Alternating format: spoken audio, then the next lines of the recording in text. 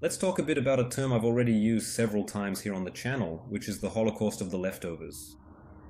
It's something that's related to that, the theme of the 2020s, 2030s, and it's an idea I've been developing. It's been maybe 2 or 3 years, something like that, and in the end I came to the following conclusion. So you take it like this. Women who belong to the demographic known as Generation Y would be those specifically born between the year 1980 and the year 1995. And then we can clearly see, especially over the course of the last 10 years, how the overall cultural dynamic of our society has been evolving in a way.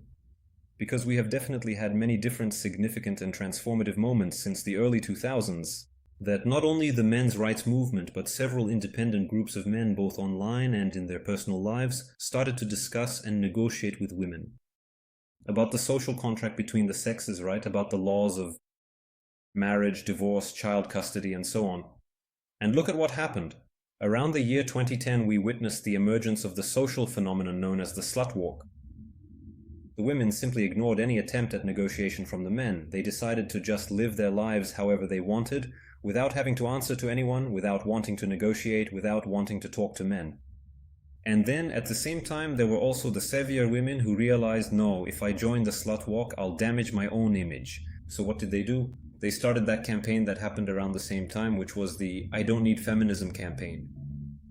A bunch of women took pictures holding a little sign, a piece of paper saying they didn't need feminism because of this, because of that, I don't know what else, a bunch of nonsense. We already know this, it's that preaching of equalitarianism.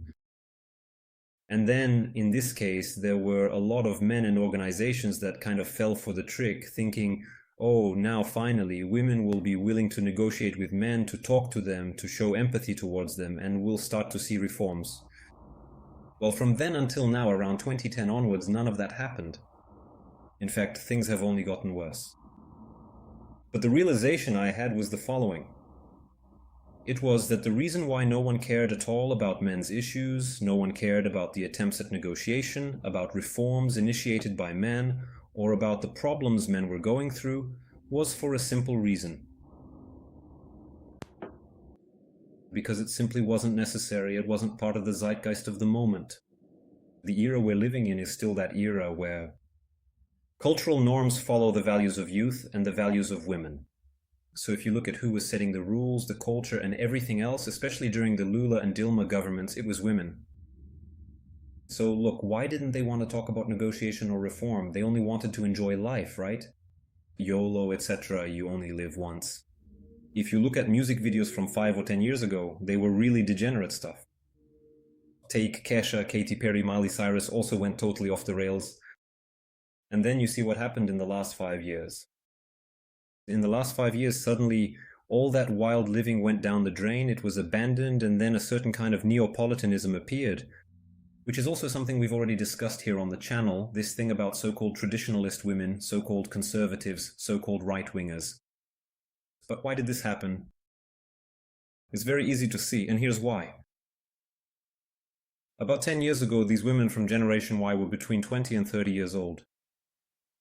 They were still young, fertile, in good physical shape, with lots of men chasing after them. And they weren't realizing that life was passing them by. They weren't at all worried about getting married, having a husband, or committing to anyone, because everything was easy. Everything was just... life was smooth, you know. Everything was very convenient. I've already discussed in other videos that at these ages, women usually still have support from their parents, they have support from the educational institution where they work. There are lots of men chasing after them and willing to keep paying for their company. And I'm not talking about prostitution, I'm talking about casual relationships, dating, etc. So, look, there was no reason for them to want to negotiate or change their behavior or anything like that. And that's when the critical moment arrives. Why do I say there will be the Holocaust of the left behind women? Why do I say there will be a critical moment now? In the decade from 2020 to 2030. Because it's precisely the moment when these women, all those women who were born in that range from 1980 to 1990, Generation Y, during this next decade, all of them will reach 40 years old. And unlike a man, when a woman reaches 40, if she hasn't gotten married, if she doesn't have children, it's game over, man. GG, life is over. A man can still progress and increase his value in the eyes of society. Up until he's 55 years old, that's the difference. A woman, when she turns 18, she receives all her value, it's handed to her on a silver platter at that moment. And with each passing year, her value decreases. On the other hand, a man at 18, he's screwed, he has no value at all. He has to build himself up, he has to earn his place in society. So that's where the problem comes in, the problem of the next decade. And there was even another famous YouTuber from abroad who isn't MG Tao or anything like that, Aaron Clary. But he's discussed this many times, especially considering Generation Y. He openly tells people, he says, man, if guys who are around 30 years old haven't gotten married, haven't had kids, and would like to have a wife and become the head of a family, he already says, man, you have to realize that you probably will never get married and you'll never have kids. You have to realize that the number of women available on the market, there are a lot of toxic women, a lot of women who are messed up. He doesn't even bring up the laws, he just looks at the behavior both of men and women. But he says, man, looking ahead, what we're going to have is a bunch of women stuck at home with their cats, taking antidepressants. And there will be a lot of men around 40 or 50 who never got married, never had kids, who will either be doing really well financially or will already be practically retired and just focusing on enjoying life and dedicating themselves to their hobbies, not necessarily getting involved in casual relationships or focusing on women. The guy will really start looking for other things because we know that after 30, libido starts to decrease and he begins to focus on other things, especially things that give more return, that are productive, which we can't really classify as women. And here on the channel, I've already discussed several times the reasons why that women end up single. Of course, it's because they spend the years from 15 to 30, 35 wanting to live like teenagers. Do you understand? Everything is very easy, everything is very convenient, money comes from everywhere, she's being pursued. So, we even get to certain moments. Let's take an example here. I think a lot of people here on the channel have had girlfriends who were already close to 30 and still wanted to behave, just like teenagers. Right, they didn't know how to sit still at home or plan for the future or anything like that. All they wanted was to go out and spend. It's going to restaurants just to take pictures for Instagram, traveling just to take pictures for Instagram, almost 30 years old and still wanting to go clubbing. Man, it's ridiculous. That's an understatement. So, part of the reason why they end up single is this, hedonism.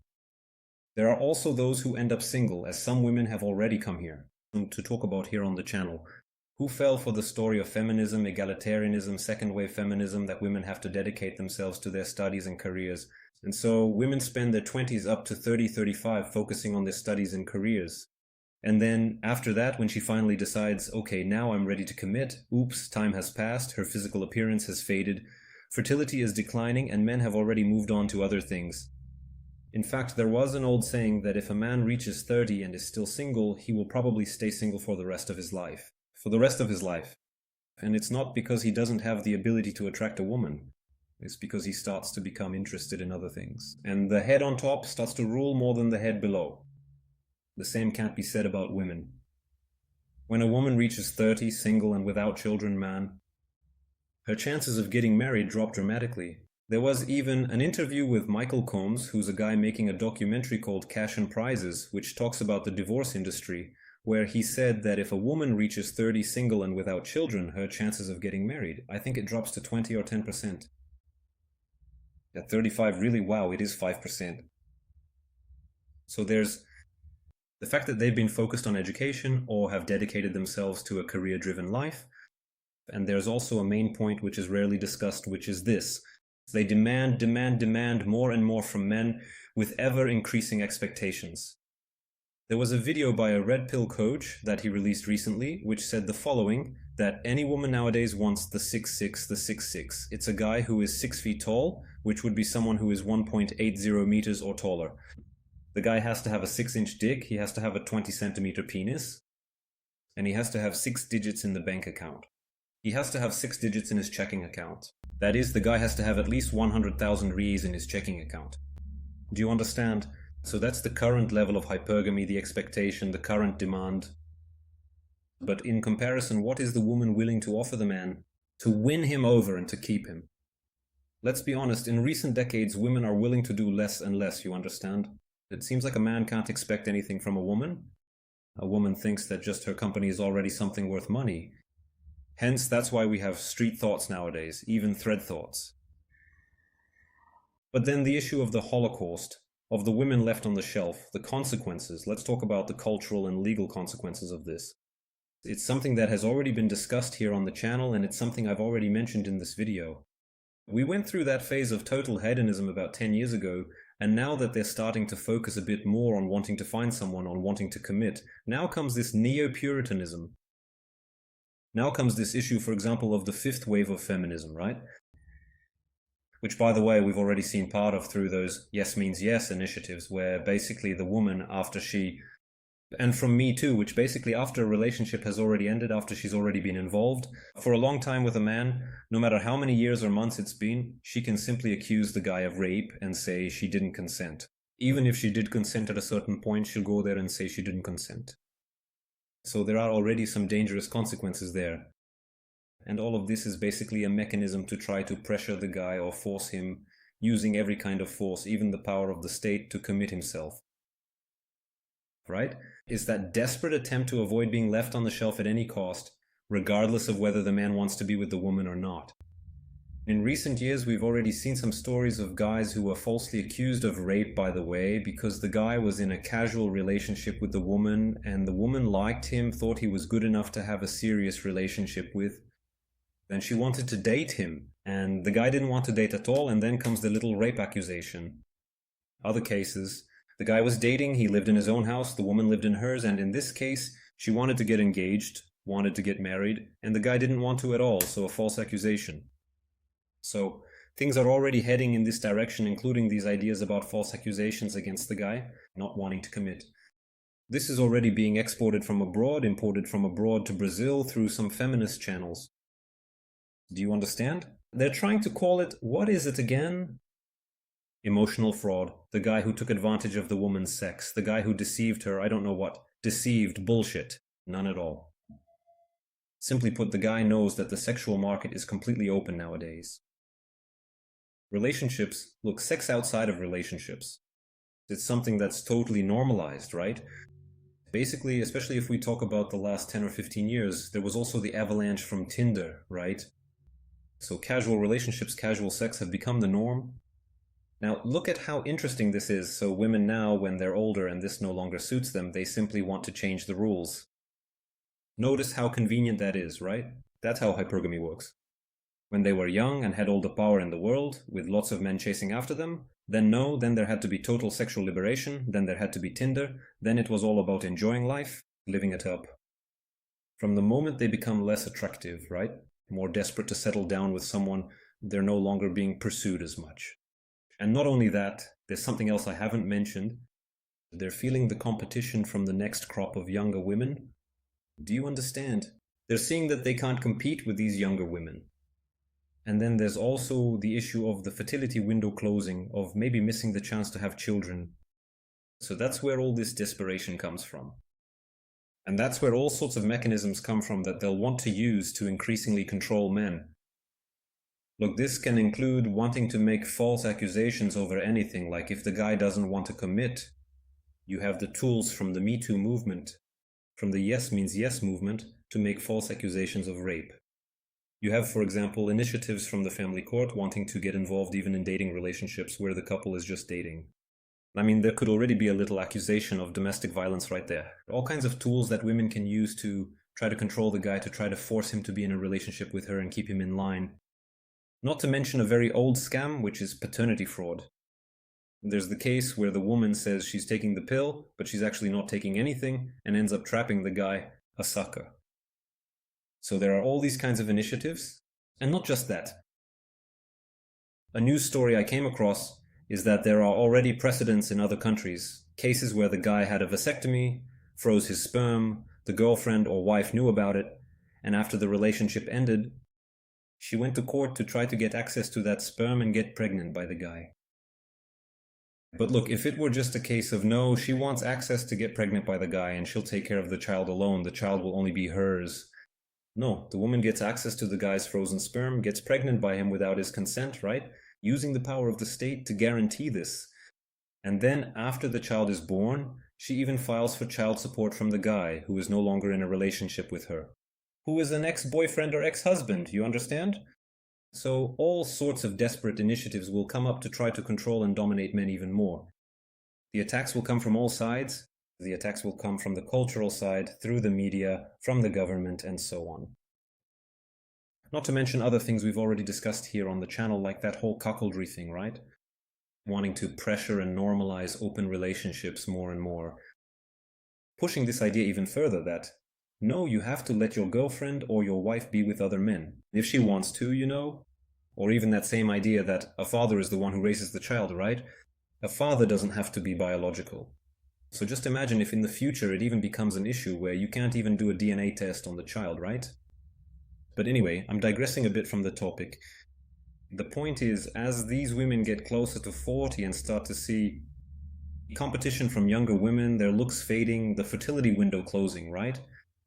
Men no longer pursuing them. Man, it's going to be a desperation, but such a huge desperation. It's going to be a scream, a huge cry, and they're going to act just like a cornered stray dog stuck in an alley that will try to attack and destroy anyone in its way. So this is kind of a warning for people who aren't Monka, people who aren't grandpas or in the sky who still want to have relationships with women. There are also people who go to prostitutes, right? But like no one can guarantee that a prostitute won't also try to scam a guy, whether it's a false accusation or getting pregnant. There's a history of this. But any man who wants to continue having relationships with women in the next decade needs to be very cautious. You have to be very careful. Why? You don't know who you're dealing with, especially if you're dealing with women. That's when people in their 30s are in that age range. A little before turning 30, there's that epiphany age when a woman starts to realize she's losing value in the sexual marketplace. She starts looking for something a bit more serious. And then after 30, there's that post-epiphany phase, which is the all phase, when she sees that it's no use. Now she has to find something serious. She has to get some guy to commit to her because time is running out. And then, especially in the case of casual relationships, it's going to be even riskier. It doesn't matter if the woman is left-wing or right-wing, in quotes. Maybe even an initiative for guys who still want to have relationships with women in the next decade is to get themselves a sort of girlfriend, or to find a regular hookup like people have already mentioned, like I've already made a video about. Because then you have some time to analyze the woman a bit more and maybe you can try to negotiate some kind of commitment. Right? Especially if it's an older woman, a woman whose fertility window has already passed, and the only thing she wants is just a companion, you know? Even if each person lives in their own house. But still, it's going to be something difficult. Like I said at the beginning of the video, several guys have already started thinking about it. What is the percentage of women who are still suitable to be companions, suitable to be a girlfriend in this Generation Y? And based on men's own experience, those numbers are 20% or less. So we just have to be very careful about this because dark times are coming, things are getting more dangerous. And then people will do all kinds of shaming, saying that the guys aren't real men, that they're gay. And that meme, how does that meme go again? They're sexually frustrated with psychological problems, misogynists, and I don't know what else, with a small dick, something like that. I mean, they're going to use all kinds of shaming, but basically the guy has an instinct for self-preservation, right? He doesn't want to deal with the police, deal with family court. He really values his freedom, so he's going to follow his own path. And the main point is that, look, as I said in the video, at the beginning I mentioned that there have been groups trying to negotiate with women, to talk to them since the year 2000. Back in the days of forums, you know? Way before Orkut, before YouTube. And they didn't care at all. They never wanted to negotiate at any point. The laws just kept getting worse, there were no reforms, and even that shared custody law is not being enforced. Judges and lawyers don't care at all. So, look, as soon as the balance of power shifts, because there's the sexual market value of men and women, when they were in power and men had little value, it was like, oh, whatever, I don't want to negotiate, I don't want to talk. Then when the balance shifts, which is that situation where, look, now it's the man who's going through it. After 30, once he's past 30, his value starts to increase because he builds himself up, he earns his position while the woman starts to lose her position because her value is sex and physical appearance. Then precisely at that moment, which would be the time for women to negotiate, they don't want to negotiate. They want to hit men even harder. They will use every kind of tool, especially the tools of the state, to do this. Think about how desperate that is, how ugly that is, right? I mean, you can't attract someone based on your values, your virtues, your behavior, and then you want to attract and keep someone in your life by force. Damn, right? That's ugly, man. That's desperate. But the main point is that it doesn't matter. The more the government and women try to squeeze, try to control, try to dominate men, the more they will pull away. And something I've already noticed here on the channel, especially after more subscribers started showing up, is this. The number of men, that's it. I noticed that. An observation that Newman has already made on his channel is that the number of incels in Brazil is high. And the issue of incels here in Brazil, since we are a poorer country, is not necessarily about the guy not being physically attractive, or not being attractive in terms of behavior, psychologically, or being a difficult person to deal with, or anything like that. These are guys who are basically isolated from the sexual market due to economic reasons. They're normal guys, they're not ugly or anything, it's just that they're struggling financially, especially with the increasing amount of female empowerment happening here in Brazil. But the other point I want to talk about is that men are already distancing themselves even before we reach the misandrist bubble there in the 2020s and 2030s. Even before the so-called Holocaust of the left behind women has started, the fact is this: men are already pulling away. The number of men who have appeared on the channel giving testimonials saying they've been in voluntary celibacy for years. Young guys around 20 years old, guys in their 30s, 40s, 50s, guys who have already been married, who have had girlfriends and simply left the market. And there are many reasons for this. I'm not going to say it's just because of the laws. A lot of people who come to this channel aren't aware of how bad the laws are and how much they're getting worse. There are a lot of guys who simply left the market because none of their relationship experiences were good. How long are you going to keep investing your time and money into something without getting anything in return? At some point you learn and start focusing on other things, you know? Or sometimes the guy just got tired of the current sexual market. Things have gotten really toxic and women's behavior has gotten really bad. That's where the hashtag I started posting on Twitter came from, right? Women be better, you know? But there are many reasons. There are reasons because of the laws, there are reasons because of how the sexual market is. It's toxic nowadays. There are guys who have had a lot of bad experiences and aren't willing to invest again. Or there are even guys who have simply reached that age where their libido has decreased, and so on, and they're starting to get interested in other things. So, look, even before this dark era of the misandric bubble began, where the state and women are going to start coming down harder and harder on men, they're already pulling away. We already have a very large number of single men who don't want to get married, don't want to have children. Imagine when things become more openly declared. Imagine when the mask falls and everyone sees just how much women and the government are trying to dominate. Let's be honest, to actually enslave men, when things become blatant, the mask falls and everyone can see it. Imagine what it's going to be like after that. That's why, just like Aaron Clary said, he kind of laid out the truth in his short videos. He said, man, you're probably not going to get married, you're probably not going to get married, you're probably not going to have kids. And basically, in this generation, there will be a lot of women alone taking antidepressants. And a lot of guys just enjoying life. Because you see, right? When a woman reaches 40, she's lost her looks, lost her fertility, there's nothing else to do. It's game over, it's GG. A guy who reaches 40 without kids, not married, look, he's probably doing really well professionally, he's probably accumulated a good amount of resources, and look, he has until he's 55, he still has another 15 years, so if he changes his mind, he can still look for a woman up to 20 years younger to be with him. So you see, right? On one hand, women get everything handed to them when they turn 18. She gets all her value up front, but that value decreases year by year, and because she got everything handed to her, she doesn't appreciate it. Men, on the other hand, start from zero. They have to rebuild themselves, they have to build themselves up, and because they have to build and earn their place, they value themselves much more. And that's where the final reward comes in, which is what I just mentioned. Men always have the option to maybe change their minds. Their situation isn't so final. The same can't be said about women. And that's where the Holocaust of the left behind comes from.